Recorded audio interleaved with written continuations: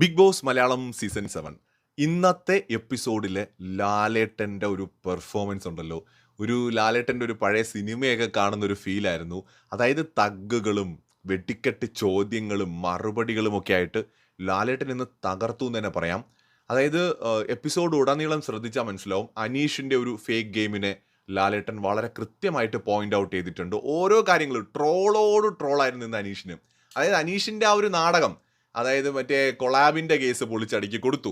അതായത് കൊളാബ് മറ്റേ Adila Noora collab case ഉണ്ടല്ലോ, അത് പൊളിച്ചു. അഭിനയത്തിന്റെ കേസ് പറഞ്ഞപ്പോൾ അനീഷിന്റെ റീൽസിന്റെ കേസ് എടുത്തിട്ട് പൊളിച്ചു കൊടുത്തു.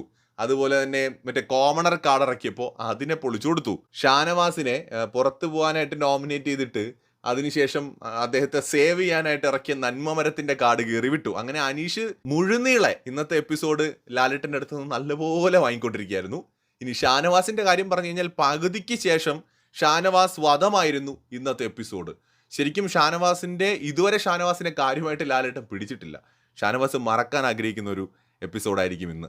എന്തായാലും ഷാനവാസിനെ എടുത്ത് ഉടുത്തളഞ്ഞു, അമ്മാതിരി തേച്ചൊട്ടിച്ചളഞ്ഞു. അങ്ങനെ ലാലേട്ടൻ ഇന്ന് എല്ലാ വിഷയങ്ങളിലൂടെയും പോയി. ഈ സീസണിലെ ഏറ്റവും സ്ട്രോങ് ആയിട്ടുള്ള ഒരു 3-4 കണ്ടസ്റ്റൻസിൽ 2 പേരാണ് അനീഷും അതുപോലെ ഷാനവാസും. എടുത്ത് ഭിത്തിയിൽ ഒട്ടിച്ച് കളഞ്ഞു 2 പേരെയും. കൂടുതൽ അപ്ഡേറ്റ്സുമായി വീണ്ടും വരാം.